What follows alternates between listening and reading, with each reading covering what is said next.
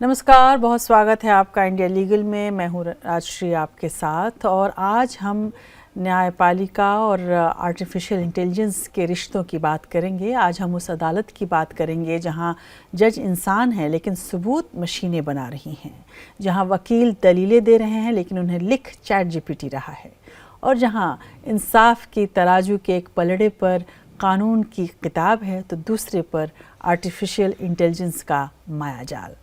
कल्पना कीजिए कि आप अदालत में खड़े हैं, आपके खिलाफ एक वीडियो सबूत पेश किया जाता है, उसमें आप साफ साफ गुनाह कबूल कर रहे हैं। आपकी आवाज़ है, आपका चेहरा है, आपके हाव भाव बिल्कुल आपके जैसा ही सब कुछ है, लेकिन सच तो ये है कि आप उस वक्त वहाँ नहीं थे। जी हाँ, ये कोई साइंस फिक्शन या किसी फिल्म की कहानी नहीं है, ये आज की हकीकत है जिसे हम डीप फेक कहते हैं। और आज हमारी अदालतों के सामने सबसे बड़ी चुनौती यही है कि सच क्या है और मशीन का बनाया हुआ झूठ क्या है, इसमें फ़र्क कर पाएँ। तकनीक हमें तारीख पर तारीख से आज़ादी तो दिला रही है, लेकिन क्या ये हमारी न्याय व्यवस्था की आत्मा को बदल नहीं देगी? भारत में 5 करोड़ से ज़्यादा केस पेंडिंग है। ऐसे में एआई एक वरदान की तरह आया है, इसमें कोई शक नहीं। लेकिन सुप्रीम कोर्ट ने सुवास SUVAS जैसे सॉफ्टवेयर को बनाया है जो अदालती फैसलों का 18 क्षेत्रीय भाषाओं में अनुवाद कर रहा है। वहीं SUPAS यानी सुपेस जिसको कहते हैं, जजों की मदद कर रहा है कानूनी रिसर्च में। लेकिन क्या सिक्के का दूसरा पहलू भी है? हाल ही में पंजाब और हरियाणा हाई कोर्ट ने एक मर्डर केस में ज़मानत पर फैसला देने के लिए चैट जीपीटी की मदद ली। देश के इतिहास में ये पहली बार हुआ कि चैट जीपीटी का उपयोग करके कोर्ट ने फैसला सुनाया। ये सवाल उठने लगे कि क्या अब मशीन ये तय करेंगी कि कौन जेल जाएगा और कौन बाहर रहेगा? ये भारत ही नहीं, पूरी दुनिया के लिए एक बड़ी समस्या है, एक बहुत बड़ी कश्मकश का विषय है। चीन में तो एआई जज तक आ गए हैं जो छोटे मोटे मामलों में खुद ही फैसले सुना रहे हैं। अमेरिका में एआई का इस्तेमाल ये अंदाज़ा लगाने के लिए हो रहा है कि कोई मुजरिम दोबारा जुर्म करेगा या नहीं। यूरोप ने अब सख्त EU AI एक्ट बनाया है ताकि एआई का गलत इस्तेमाल रोका जा सके।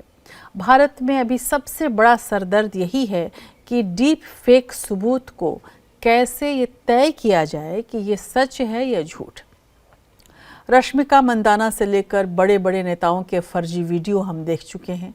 सोचिए अगर किसी मर्डर केस या ज़मीन के झगड़े में कोई फर्जी एआई वीडियो या वीडियो सबूत के तौर पर आ जाए तो जज साहब पहचानेंगे कैसे? गलत केस अगर चैट जीपीटी पेश करता है तो गलत फैसला क्या नहीं आएगा? ऐसे तमाम सवाल अपना जवाब मांग रहे हैं। हमारी जांच एजेंसियां अब एआई फॉरेंसिक की ट्रेनिंग ले रही हैं।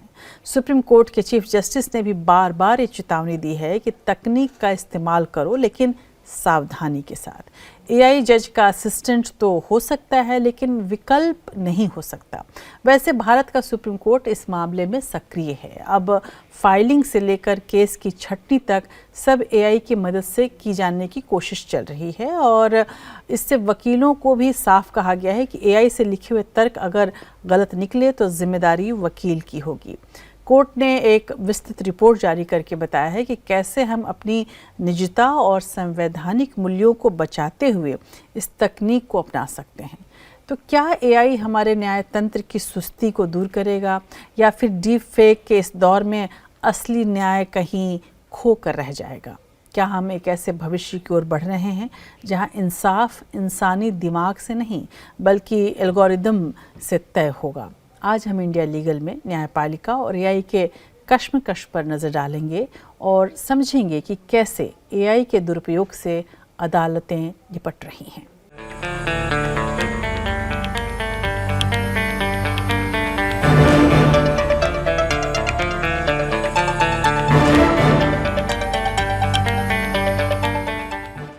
आर्टिफिशियल इंटेलिजेंस यानी एआई तकनीक की दुनिया का वो सितारा है जो अब कानूनी दुनिया के लिए एक बड़ी चुनौती बना हुआ है। क्या आपकी आवाज़, आपका चेहरा, आपका हुनर सिर्फ आपका है या फिर एआई उसे भी चुरा सकता है? भारत में अब ये सवाल कोर्ट रूम्स तक पहुंच चुका है। डीप फेक्स और वॉइस क्लोनिंग जैसी तमाम मामले जो बढ़ रहे हैं, मशहूर हस्तियों को अदालत का दरवाज़ा खटखटाने पर मजबूर कर चुके हैं। देखिए हमारी ये खास रिपोर्ट।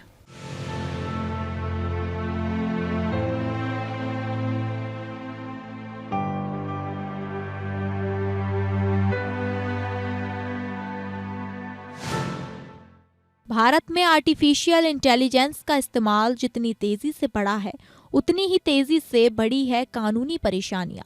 कल तक जो एआई सिर्फ कोडिंग और ऑटोमेशन तक सीमित था, आज वो लोगों की पहचान चुरा रहा है। बॉलीवुड सितारों से लेकर मशहूर गायकों तक कोई भी इसे डिजिटल चोरी से अछूता नहीं है। हाल ही में 2 बड़े मामलों ने भारत के इंटेलेक्चुअल प्रॉपर्टी लॉज को हिला कर रख दिया है। सबसे पहला और सबसे चर्चित मामला जुड़ा है बॉलीवुड के दिग्गज अभिनेता अनिल कपूर से। उनकी आवाज, उनका मशहूर डायलॉग, झक्कास और उनके चलने का अंदाज, सब कुछ एआई के जरिए बिना इनकी इजाजत के बेचा जा रहा था। साल 2023 में अनिल कपूर ने दिल्ली हाई कोर्ट में एक मुकदमा दायर किया।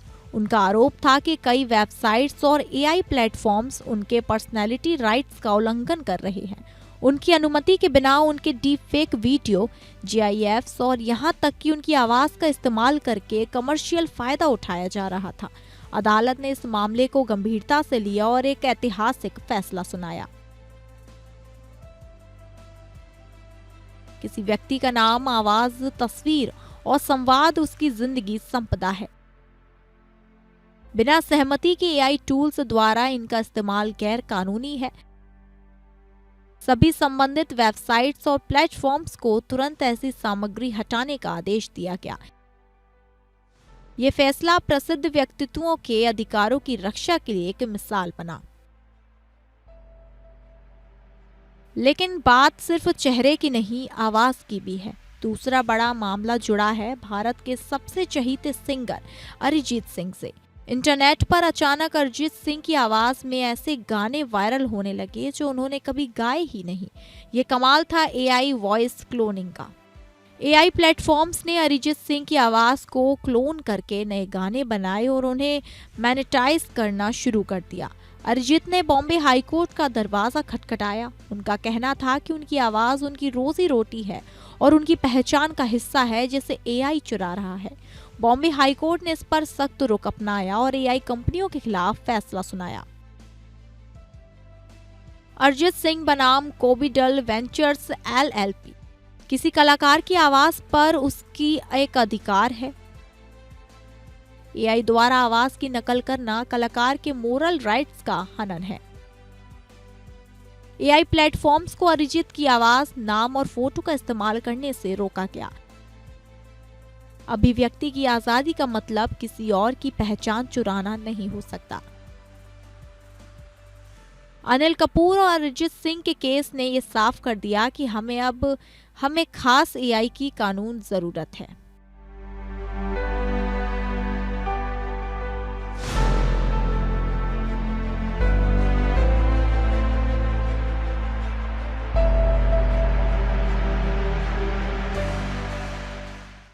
अदालत ने पर्सनालिटी राइट्स को प्रोटेक्ट करने के एक अस्थायी राहत ज़रूर दी है, लेकिन जब तक संसद इस पर कानून नहीं बनाती, ऐसे मामले बढ़ते रहेंगे।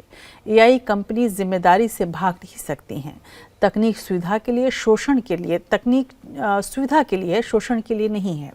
अनिल कपूर हों या अरिजीत सिंह के पक्ष में आए फैसलों ने ये लकीर खींची है कि मशीन चाहे कितनी भी स्मार्ट क्यों न हो, वो इंसान के मौलिक अधिकारों का अतिक्रमण नहीं कर सकती।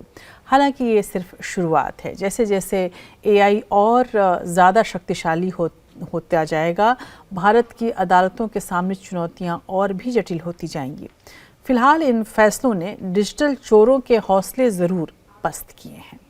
क्या आपने कभी ये भी सोचा है कि आपकी आवाज़, आपका चेहरा और यहाँ तक कि आपका नाम भी आपसे छीना जा सकता है? डिजिटल युग में अब पहचान की चोरी सिर्फ फिल्मों तक सीमित नहीं रही है। सदी के महानायक अमिताभ बच्चन को भी जब अपनी साख पर खतरा मंडराता दिखा तो उन्होंने देश की अदालत में एक ऐसी कानून लड़ाई लड़ी जिसने इतिहास रचा। आज के हमारे विशेष पैकेज में देखिए कैसे दिल्ली हाई कोर्ट ने एक फैसले ने एआई और इंटरनेट की दुनिया में शहंशाह के अधिकारों को सुरक्षित किया है।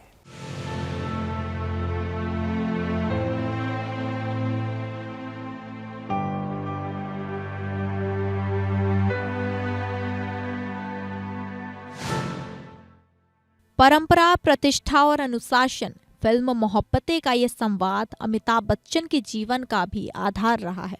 लेकिन हाल के वर्षों में तकनीक के कुछ जादूगरों ने इसी प्रतिष्ठा को ढाल बनाकर मासूम लोगों को लूटना शुरू कर दिया। कभी व्हाट्सएप पर अमित जी की आवाज में लॉटरी का लालच, तो कभी उनके चेहरे वाली टी शर्ट्स का अवैध बाजार। खतरा सिर्फ फोटो तक सीमित नहीं था। आर्टिफिशियल इंटेलिजेंस यानी एआई के जरिए बच्चन साहब की भारी भरकम आवाज की नकल तैयार की गई। डीप फेक तकनीक से उनके फर्जी वीडियो बनाए जाने लगे। जब बिग बी को लगा कि उनकी पहचान का इस्तेमाल ठगी के लिए किया जा रहा है, तो उन्होंने अपने वकील हरीश साल्वे के जरिए दिल्ली हाई कोर्ट में गुहार लगाई। अमिताभ बच्चन बनाम रजत नेगी और अन्य। केस का नाम अमिताभ बच्चन बनाम रजत नेगी और अन्य। न्यायालय दिल्ली उच्च न्यायालय। पीठ न्यायमूर्ति नवीन चावला। दिनांक 25 नवंबर 2022। अंतरिम आदेश। नवंबर 2022 की वो दोपहर भारतीय न्याय शास्त्र में हमेशा याद रखी जाएगी। अदालत के सामने दलील दी गई कि अमिताभ बच्चन ने 50 साल की मेहनत से अपनी जो पहचान बनाई उस पर सिर्फ और सिर्फ उनका हक है। उनकी सहमति के बिना ना तो कोई उनकी आवाज बेच सकता है, ना ही उनकी तस्वीर से अपना व्यापार चमका सकता है। दिग्गज अभिनेता अमिताभ बच्चन ने अपनी पहचान के व्यापक दुरुपयोग के खिलाफ अदालत का दरवाजा खटखटाया। कोर्ट में कहा गया कि प्रतिवादी नामजद और अज्ञात जॉन डो उनकी आवाज, चेहरे, नाम एबी, बिग बी बच्चन और उनके प्रसिद्ध शो कौन बनेगा करोड़पति केबीसी के ट्रेडमार्क का इस्तेमाल धोखाधड़ी के लिए कर रहे थे। अमिताभ बच्चन बनाम रजत नेगी और अन्य। व्हाट्सएप पर अमिताभ बच्चन की तस्वीर और आवाज का उपयोग कर लोगों को फर्जी लॉटरी के जाल में फंसाना, बच्चन की आवाज की नकल कर विज्ञापनों में उपयोग करना, बिना अनुमति के बच्चन के चेहरे वाली टी शर्ट, पोस्टर और अन्य सामान या अवैध मर्चेंडाइज बेचना, अमिताभ बच्चन के नाम से मिलते जुलते इंटरनेट डोमेन। कोर्ट ने इस मामले में ऐतिहासिक जॉन डो आदेश पारित किया।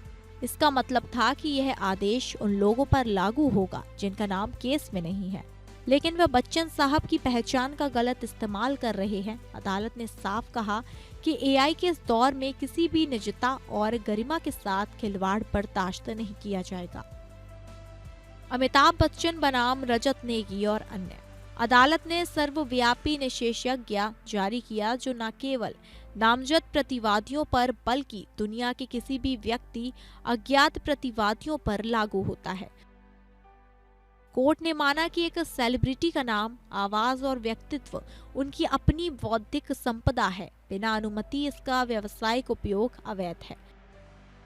सूर संचार विभाग और इलेक्ट्रॉनिक्स एवं सूचना प्रौद्योगिकी मंत्रालय ने उन सभी वेबसाइटों और लिंक को हटाने का आदेश दिया गया जो बच्चन के अधिकारों का उल्लंघन कर रहे थे।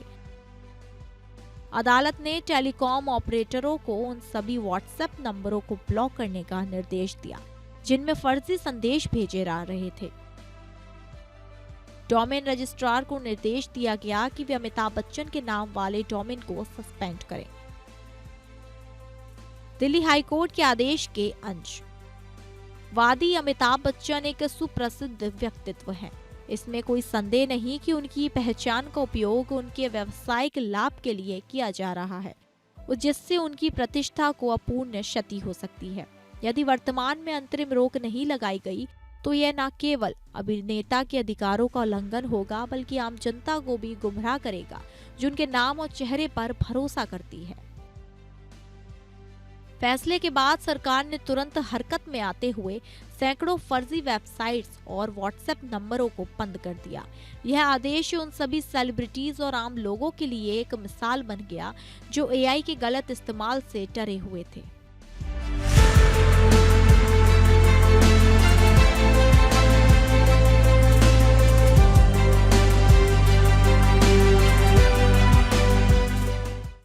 अमिताभ बच्चन के केस से अज्ञात अपराधियों या जॉन डो पर लगाम लगाई गई। दरअसल भारत में आर्टिफिशियल इंटेलिजेंस और अज्ञात अपराधियों के खिलाफ कानूनी लड़ाई एक नए दौर में पहुंच चुकी है, जब अपराधी इंटरनेट की गहराइयों में छुपे हों और उनकी पहचान करना लगभग असंभव हो, तब अदालतें जॉन डो या भारत में अशोक कुमार आदेश का सहारा लेती हैं। जॉन डो आदेश एक विशिष्ट प्रकार का निषेधाज्ञा या इंजक्शन है जो अज्ञात प्रतिवादियों के खिलाफ जारी किया जाता है।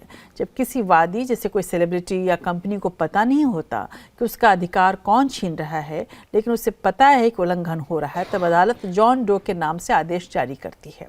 अमिताभ बच्चन के इस जॉन डो आदेश ने भारत में एआई से जुड़े कई अन्य ऐतिहासिक मामलों का मार्ग प्रशस्त किया है। अमिताभ बच्चन बनाम रजत नेगी और अन्य केस में जॉन डो का विस्तार किया गया।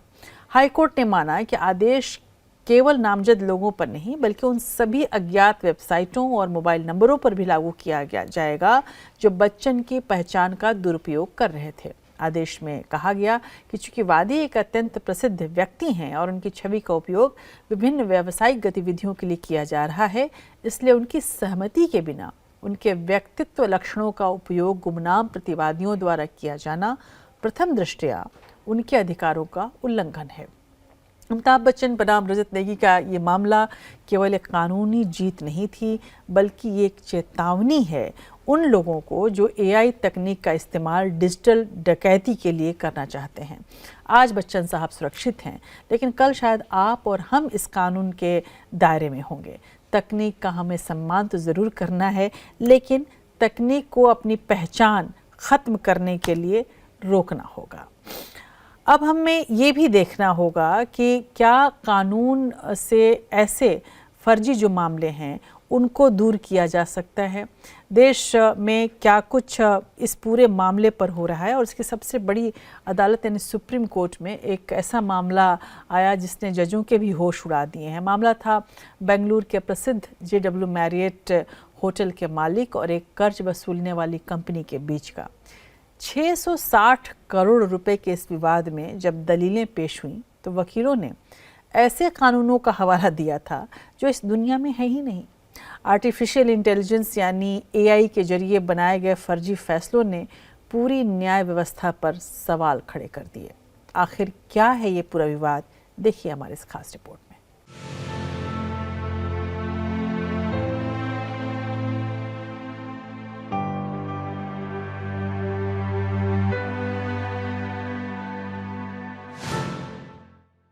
बेंगलुरु का ये आलीशान JW मैरियोट होटल शानो शौकत का प्रतीक, लेकिन आज इसकी पहचान एक बड़े कानूनी विवाद से जुड़ी है।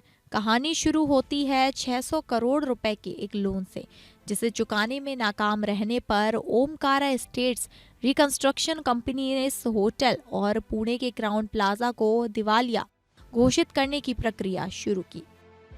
मामला जब सुप्रीम कोर्ट पहुंचा तो एक अजीबोगरीब मोड़ आ गया।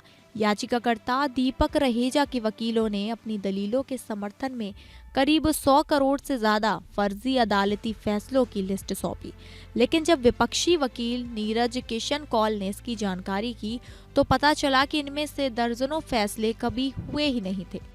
वकीलों ने कोर्ट में स्वीकार किया कि उन्होंने ये दस्तावेज तैयार करने के लिए AI टूल्स की मदद ली थी, जिसने खुद से ही काल्पनिक फैसले और उनकी तारीखें गढ़ ली।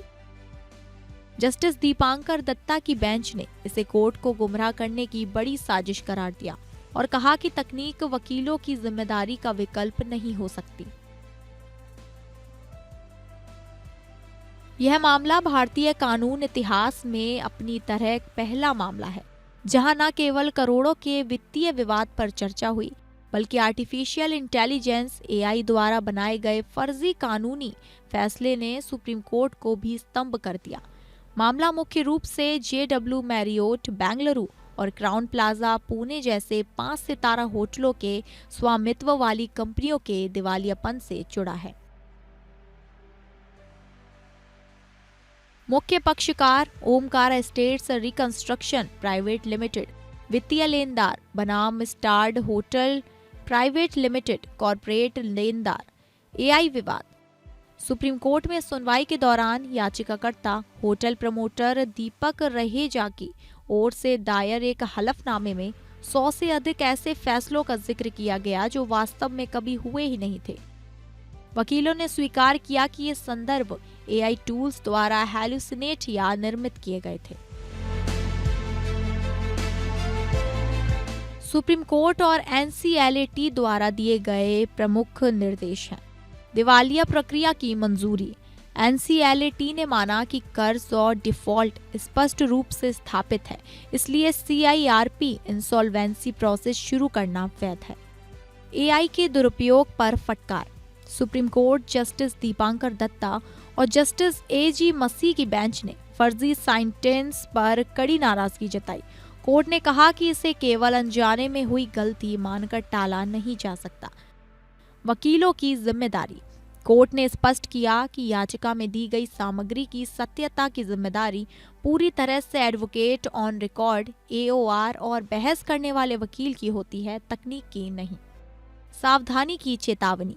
बेंच ने टिप्पणी की कि यदि न्यायाधीश अनजाने में नकली फैसलों पर भरोसा कर लेते तो यह न्याय प्रणाली के लिए विनाशकारी होता।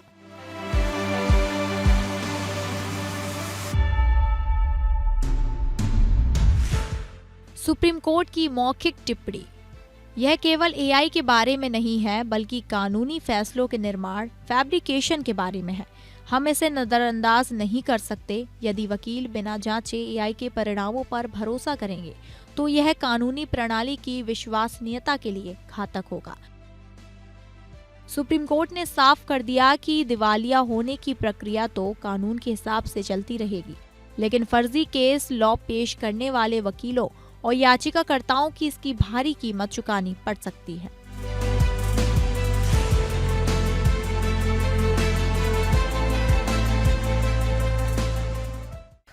हम बात कर रहे हैं एआई की और उससे जुड़ी तमाम चुनौतियों की और कानूनी वैधता की। क्या आपकी आवाज़ और आपका चेहरा सिर्फ आपका है? ये एक बड़ा सवाल है। आर्टिफिशियल इंटेलिजेंस के दौर में ये सवाल अब फिल्मी नहीं रह गया है, बल्कि एक गंभीर कानूनी जंग बन गया है। हमने आपको दिखाया कि कैसे अमिताभ बच्चन ने इस पूरे मामले में वो आगे आए और उन्होंने बताया कि उनके व्यक्तित्व का किस तरह से दुरुपयोग हो रहा है तमाम डीप फेक और एआई के जरिए। उसी तरीके से अभिनेता आर माधवन ने अपनी पहचान और पर्सनालिटी राइट्स को बचाने के लिए दिल्ली हाई कोर्ट में जो केस लड़ा, वो डिजिटल इंडिया के भविष्य के लिए एक बड़ा सबक है। हाल ही में दिल्ली हाई कोर्ट में एक बेहद दिलचस्प लेकिन चिंताजनक मामला सामने आया। रंगनाथन माधवन बनाम जी फिल्म्स स्टूडियोज़ और अन्य इस केस ने एक मनोरंजन जगत में एआई और डीप फेक के खतरों को फिर से सुर्खियों में लाकर रख दिया। दरअसल कुछ यूट्यूब चैनलों और वेबसाइट्स ने आर माधवन की अनुमति के बिना उनके नाम, फोटो और आवाज़ का इस्तेमाल शुरू कर दिया था। हद तो तब हो गई जब एआई की मदद से उनके केसरी 3 और शैतान 2 जैसी काल्पनिक फिल्मों के फर्जी ट्रेलर बना डाले गए। इतना ही नहीं, उनकी छवि का इस्तेमाल अश्लील सामग्री और अनधिकृत मर्चेंडाइज जैसे टी शर्ट और पोस्टर बेचने के लिए भी किया जा रहा था। पेश है ये रिपोर्ट।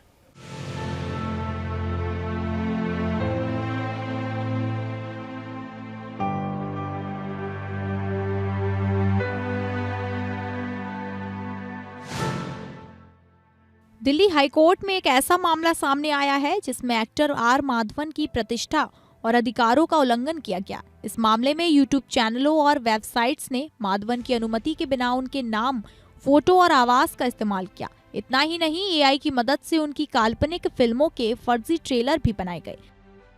रंगनाथन माधवन बनाम जी फिल्म्स स्टूडियोज और अन्य। आर माधवन की प्रतिष्ठा और अधिकारों का उल्लंघन किया गया। यूट्यूब चैनलों और वेबसाइट्स ने माधवन की अनुमति के बिना नाम, फोटो और आवाज का इस्तेमाल किया। एआई की मदद से उनकी काल्पनिक फिल्मों के फर्जी ट्रेलर बनाए गए। माधवन की छवि का इस्तेमाल अश्लील सामग्री और अनाधिकृत मर्चेंडाइज बेचने के लिए इस्तेमाल। दिल्ली हाई कोर्ट ने मामले में स्वतः संज्ञान लिया। हाई कोर्ट ने यूट्यूब, गूगल और अन्य पक्षों को नोटिस जारी किया। हाई कोर्ट ने पूछा क्यों ना इस मामले में एक सख्त दिशा निर्देश जारी किया जाए। जस्टिस मनमीत प्रीतम सिंह अरोड़ा ने इस मामले की गंभीरता को समझते हुए आर माधवन के पक्ष में अंतरिम आदेश सुनाया। कोर्ट ने साफ कहा कि किसी भी व्यक्ति, चाहे वह सेलिब्रिटी क्यों ना हो, उनकी लाइकनेस यानी कि छवि और वॉइस, आवाज पर उनका अपना अधिकार है। और अदालत ने आदेश दिया, आर माधवन की अनुमति के बिना उनकी एआई जनरेटेड तस्वीरों या आवाज का व्यावसायिक इस्तेमाल नहीं होगा। इंटरनेट से उनके नाम पर मौजूद अश्लील और भ्रामक सामग्री को तुरंत हटाया जाए। सोशल मीडिया प्लेटफॉर्म्स को उन लोगों की जानकारी, आईपी एड्रेस आदि देनी होगी जो ये फर्जीवाड़ा कर रहे थे। अदालत ने माना कि किसी भी व्यक्ति की विशिष्ट विशेषताएं नाम, आवाज, छवि व्यक्तित्व अधिकार के तहत सुरक्षित है। बिना अनुमति के व्यावसायिक लाभ के लिए एआई, मशीन लर्निंग या डीपफेक तकनीक का उपयोग करना इन अधिकारों का उल्लंघन है। अदालत ने प्रतिवादियों को ऐसी सामग्री हटाने का निर्देश दिया।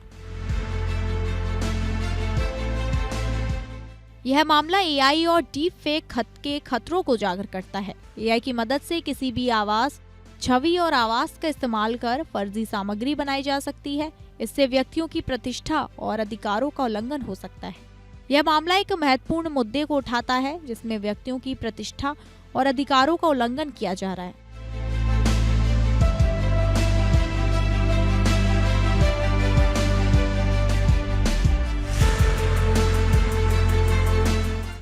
ये मामला सिर्फ एक अभिनेता की जीत का नहीं है, बल्कि ये एआई के अनियंत्रित इस्तेमाल के खिलाफ एक कानूनी मिसाल भी है।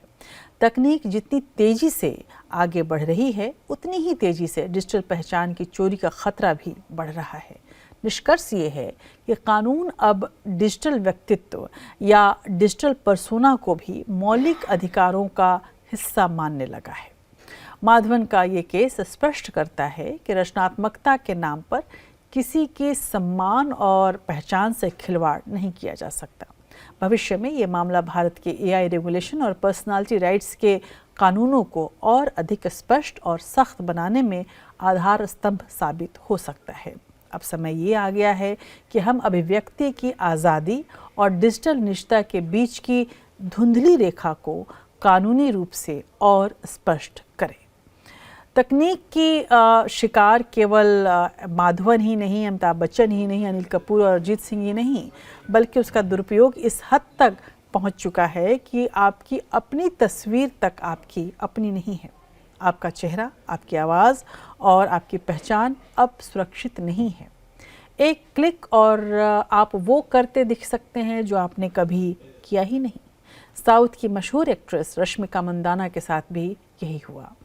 एक ऐसा वीडियो जिसने पूरे देश को झकझोर दिया और मजबूर किया केंद्र सरकार और अदालतों को कड़े कदम उठाने के लिए। आजकल तकनीक और एआई की मदद से किसी भी तस्वीर, वीडियो और ऑडियो को मैनिपुलेट करके या उसके साथ छेड़छाड़ करके बिल्कुल अलग बनाया जा सकता है। मसलन किसी नेता, अभिनेता या सेलिब्रिटी की स्पीच को आप उठाएं और उनके उस भाषण को एआई के बेस्ट टूल के जरिए पूरी तरह से बदल डालें। आप किसी के देश प्रेम को आप देशद्रोह में बदल सकते हैं, लेकिन सुनने और देखने वाले को इसका पता तक नहीं चलेगा और वो इसे सच मान बैठेंगे। देखिए रश्मिका मंदाना के केस पर यह खास रिपोर्ट।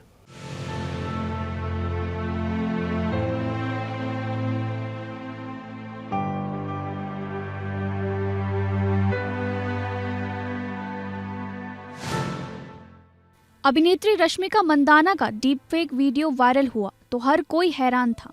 उस वीडियो को देखकर कोई भी यकीन नहीं करेगा कि वो एक फेक वीडियो है। अक्टूबर 2023 में सोशल मीडिया पर एक वीडियो आग की तरह फैल गया। वीडियो में एक महिला जिम वेयर में लिफ्ट के अंदर प्रवेश करती दिख रही थी। चेहरा रश्मिका मंदाना का था, लेकिन असल में वह रश्मिका नहीं थी। फैक्ट चेकर्स ने बताया कि वीडियो असल में ब्रिटिश भारतीय इन्फ्लुएंसर ज़ारा पटेल का था। एआई के डीप फेक टूल का इस्तेमाल करके ज़ारा के चेहरे पर रश्मिका का चेहरा सफाई से चिपकाया गया। असली और नकली का फर्क करना नामुमकिन था। रश्मिका ने डीप फेक को बेहद डरावना बताया। एक महिला और कलाकार के तौर पर उन्हें अपनी सुरक्षा की चिंता है। इस मामले ने जब तूल पकड़ा तो दिल्ली पुलिस की स्पेशल सेल हरकत में आई। पुलिस ने 500 से ज्यादा सोशल मीडिया अकाउंट्स की जांच की। जनवरी 2024 में दिल्ली पुलिस ने आंध्र प्रदेश के गुंटूर से इमानी नवीन नाम के एक युवक को गिरफ्तार किया। आरोपी नवीन रश्मिका का प्रशंसक था और एक फैन पेज चलाता था। उसने सिर्फ अपने इंस्टाग्राम फॉलोअर्स बढ़ाने के लिए ये वीडियो बनाया था। आरोपी पर धोखाधड़ी, जालसाजी और आईटी एक्ट की गंभीर धाराओं के तहत केस दर्ज किया गया। इस केस ने भारत में पर्सनालिटी राइट्स और एआई रेगुलेशन की नई बहस छेड़ दी। दिल्ली पुलिस ने मुख्य आरोपी को गिरफ्तार कर जेल भेजा। आरोपी ने अपना जुर्म कबूल किया और उसने फॉलोअर्स बढ़ाने के लिए ये मॉर्फिंग की थी। केस के बाद केंद्र सरकार ने सोशल मीडिया प्लेटफॉर्म्स को एडवाइजरी जारी की। अब प्लेटफॉर्म्स को रिपोर्ट मिलने के 24 से 36 घंटों के भीतर ऐसे डीप फेक वीडियो हटाने होंगे। सरकार ने स्पष्ट किया कि डीप फेक बनाना और फैलाना 3 साल की जेल और 1 लाख रुपए तक के जुर्माने का कारण बन सकता है। पुलिस ने इस केस में सेक्शन 66C आइडेंटिटी थेफ्ट और सेक्शन 66E प्राइवेसी वायलेशन का इस्तेमाल किया। दिल्ली हाई कोर्ट ने इसी तरह के अन्य मामलों जैसे अनिल कपूर केस का हवाला देते हुए कहा कि किसी सेलिब्रिटी के नाम या चेहरे का एआई के जरिए कमर्शियल इस्तेमाल उनकी अनुमति के बिना नहीं हो सकता। तत्कालीन चीफ जस्टिस DY चंद्रचूड़ ने भी तत्कालीन के दुरुपयोग पर चिंता जाहिर की। कोर्ट अब एआई के लिए नई गाइडलाइंस तैयार करने पर विचार कर रहा है। अब नए भारत न्याय संहिता यानी BNS में भी डिजिटल जालसाजी को लेकर कड़े प्रावधान जोड़े गए हैं।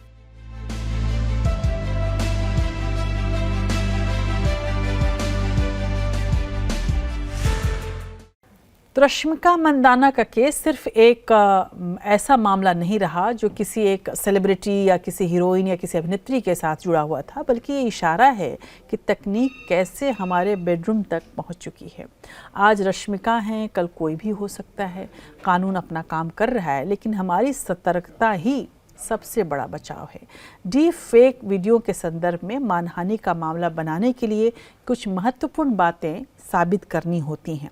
सबसे पहले ये दिखाना होता है कि वीडियो में गलत जानकारी है या विषय को गलत तरीके से दिखाया गया है। इसके अलावा ये भी साबित करना होता है कि वीडियो को सार्वजनिक किया गया है और इसे व्यक्ति की प्रतिष्ठा को नुकसान पहुंच सकता है। कई मामलों में ये भी दिखाना होता है कि वीडियो के निर्माता ने लापरवाही से या दुर्भावना से काम किया है। इन तमाम मामलों को साबित करना अपने आप में एक चुनौती है, लेकिन सबसे बड़ी चुनौती है तकनीक का दुरुपयोग। तो आप, जैसा कि हमने आपको दिखाया, इसके साथ साथ अगर हम दूसरे पड़ाव की ओर बढ़ें तो मैं एक सवाल आपके सामने रखूंगी। ये क्या आपने कभी सोचा है कि जिस अदालत में फ़ाइलों की ढेर और तारीखों का लंबा इंतज़ार आम बात है, वहाँ अब रोबोटिक तकनीक और आर्टिफिशियल इंटेलिजेंस यानी AI इंसाफ की रफ्तार भी बढ़ा रही है। भारत का सर्वोच्च न्यायालय अब केवल कानून की किताबों से नहीं चल रहा, बल्कि अत्याधुनिक एल्गोरिदम से लैस हो चुका है। और आज के विशेष पैकेज में हम आपको यही बताने वाले हैं कि ई-कोर्ट्स प्रोजेक्ट क्या है और कैसे AI भारतीय न्यायपालिका की तस्वीर को भी बदल रहा है। ये इस बात को साबित करता है ये पूरी जो स्थिति है कि अगर तकनीक का सही उपयोग किया जाए तो तस्वीर बदल भी सकती है।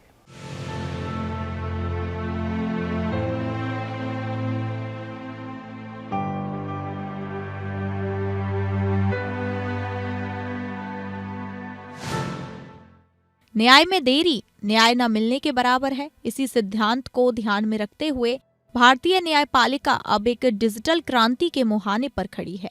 सुप्रीम कोर्ट की ई कमेटी के नेतृत्व में अब जजों की मेज पर सिर्फ कागजी दस्तावेज नहीं बल्कि AI आधारित टूल्स भी मौजूद हैं। न्यायपालिका में मुख्य रूप से 3 बड़े टूल्स का इस्तेमाल किया जा रहा है।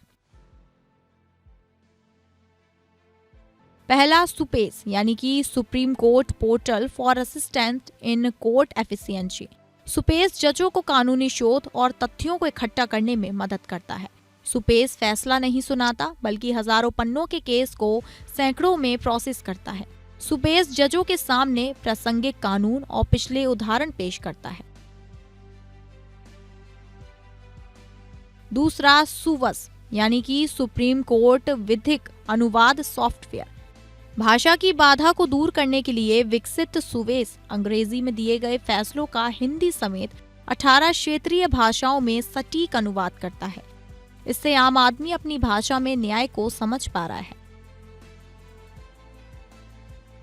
तीसरा लेगरा यानी कि लीगल रिसर्च एनालिसिस असिस्टेंट। यह नवीनतम टूल जजों को दस्तावेजों के विश्लेषण और केस मैनेजमेंट में सहायता प्रदान करता है, जिससे लिपिकीय बोझ कम होता है। में आइए देखें कि पूर्व सीजीआई चंद्रचूड़ ने कैसे एआई से कानून के विषय में जांचने के लिए किस तरह से सवाल किया था। The phase 3 document envisages, and this will refer to software development, the use of artificial intelligence, blockchain, and digital accessibility. We are conscious of the fact that artificial intelligence has the flip side as well.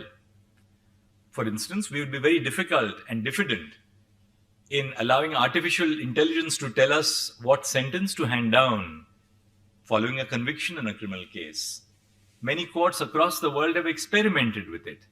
I don't think that we as judges would ever want to cede our discretion, which we exercise on sound judicial lines, in terms of sentencing policy. But at the same time, artificial intelligence is replete with possibilities. It's now par for the course in a hearing in the Supreme Court to have a record of 10,000 pages or 15,000 pages.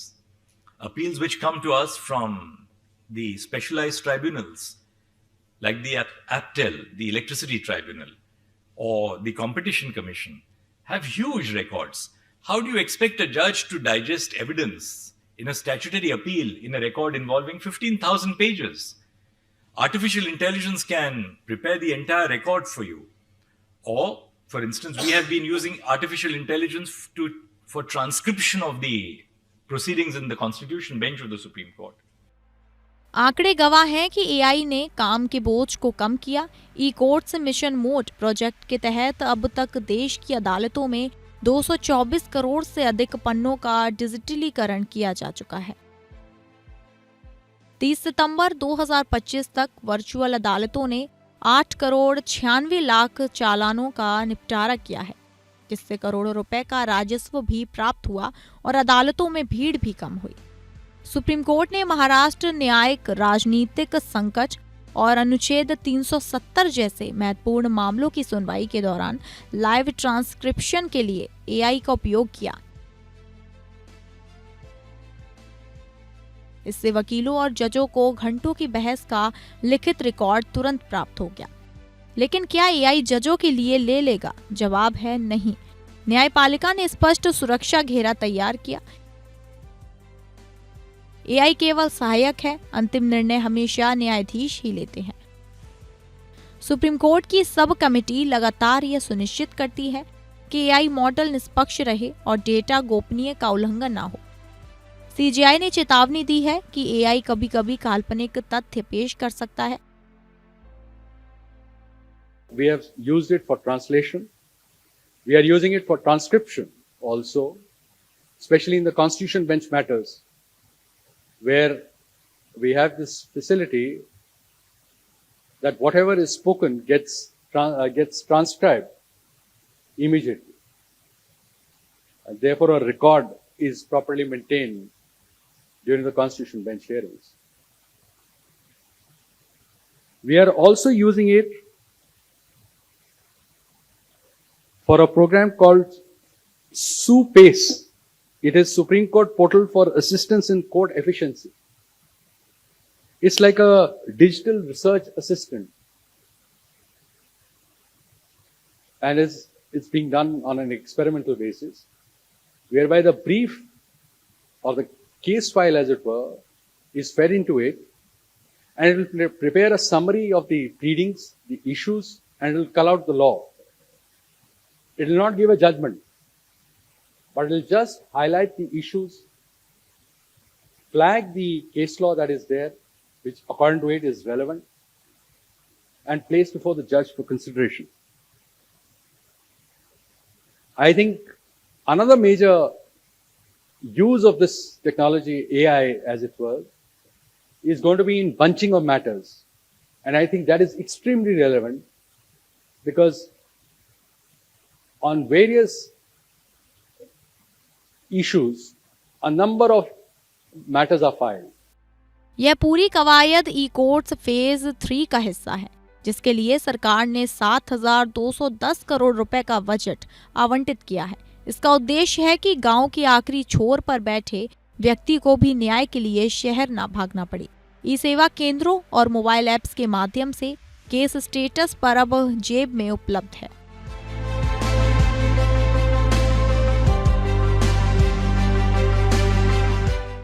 तो साफ ये है कि तकनीक और न्याय का ये संगम भारत में सस्ता और सुलभ न्याय की सपना को साकार कर रहा है। हालांकि चुनौतियां अपनी जगह पर हैं, लेकिन डिजिटल विजन के साथ न्यायपालिका अब 21वीं सदी की रफ्तार पकड़ने को तैयार है।